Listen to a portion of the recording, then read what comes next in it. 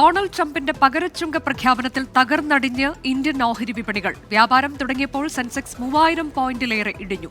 Asian വിപണികളും വൻ തകർച്ചയിലാണ്. Japan, ദക്ഷിണ Korea, Thailand ഓഹരി വിപണികൾ തകർന്നടിഞ്ഞു. ട്രംപ് ചുമത്തിയ പുതിയ നികുതികൾ ബുധനാഴ്ച പ്രാബല്യത്തിൽ വരാനിരിക്കെയാണ് വിപണികൾ തകർന്നടിഞ്ഞത്. അതിനിടെ ട്രംപിനെതിരെ അമേരിക്കയിൽ ഹാൻഡ്സ് ഓഫ് എന്ന പേരിൽ നടന്ന പ്രതിഷേധത്തിൽ ലക്ഷക്കണക്കിന് പേരാണ് അണിനിരന്നത്. ശ്രീനാഥ് ചന്ദ്രൻ മുംബൈയിൽ നിന്ന് വിശദാംശങ്ങളുമായി. ശ്രീനാഥ്, ഇന്ത്യൻ ഓഹരി വിപണി മാത്രമല്ല ഏഷ്യൻ ഓഹരി വിപണിയും തകർന്നടിയുന്ന കാഴ്ചയാണ് കാണുന്നത്. വിശദാംശങ്ങൾ എങ്ങനെയാണ്?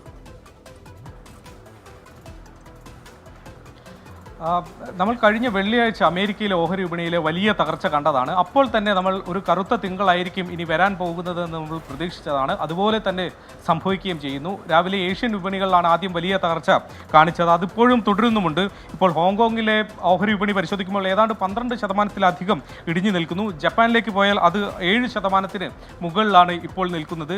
അതിനുശേഷം ഇന്ത്യൻ ഓഹരി വിപണി വ്യാപാരം തുടങ്ങിയപ്പോൾ തന്നെ ഇന്ത്യയിലെ BSE ആവട്ടെ NSE ആവട്ടെ എല്ലാത്തിലും ഓഹരി സൂചികൾ നഷ്ടത്തോടെ വ്യാപാരം തുടങ്ങുന്നു. അത് അതേപടി ഇപ്പോൾ മുന്നോട്ട് പോകുന്നു. ഇപ്പോൾ സെൻസെക്സ് പരിശോധിക്കുമ്പോൾ ഏതാണ്ട് 3.67%, അതായത് 2762 പോയിന്റാണ് ഇപ്പോൾ ഇടിഞ്ഞിട്ടുള്ളത്.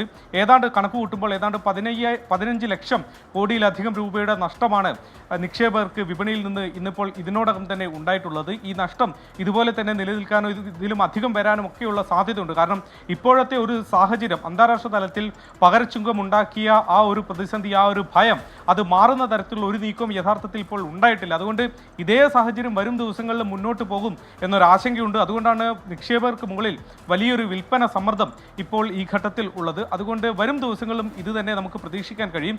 അമേരിക്കയിലാവട്ടെ ട്രംപിന്റെ നയങ്ങൾക്കെതിരെ അവിടെ ജനങ്ങൾ തന്നെ തെരുവിലേക്ക് ഇറങ്ങുന്ന, പ്രതിഷേധവുമായി ഇറങ്ങുന്ന കാഴ്ച കൂടി കാണുന്നു. കാരണം ഇപ്പോൾ നേരിട്ട് അമേരിക്കൻ പ്രസിഡന്റ് മുന്നോട്ട് വെച്ച പുതിയ നയം അത് അവിടെ തന്നെ ജനങ്ങൾക്ക് വലിയ ബുദ്ധിമുട്ടായി മാറുന്ന സാഹചര്യം കൂടിയുണ്ട്. അതുകൊണ്ട് അവിടെ പോലും പ്രതിഷേധമുണ്ട്.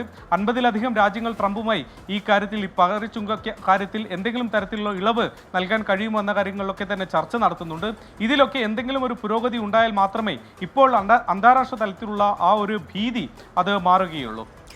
ഡൊണാൾഡ് ട്രംപിന്റെ പകരച്ചുങ്ക പ്രഖ്യാപനത്തിന് പിന്നാലെ ഇന്ത്യൻ ഏഷ്യൻ ഓഹരി വിപണികൾ തകർന്നടിഞ്ഞു. അമേരിക്കയിൽ വ്യാപക പ്രതിഷേധം ഡൊണാൾഡ് ട്രംപിനെതിരെ.